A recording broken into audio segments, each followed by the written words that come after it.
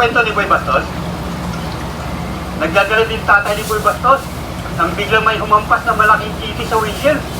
Sabi ni Boy Bastos, Tay! Tay! Ano yung humampas sa salamin natin? Hindi siyempre, yung tatay, para hindi madumihan ang isip ng anak, sabi niya, ay, naku anak, wala, langaw lang yun. Sabi ni Boy Bastos, ang inang langaw yan. Ang laki ng kitty.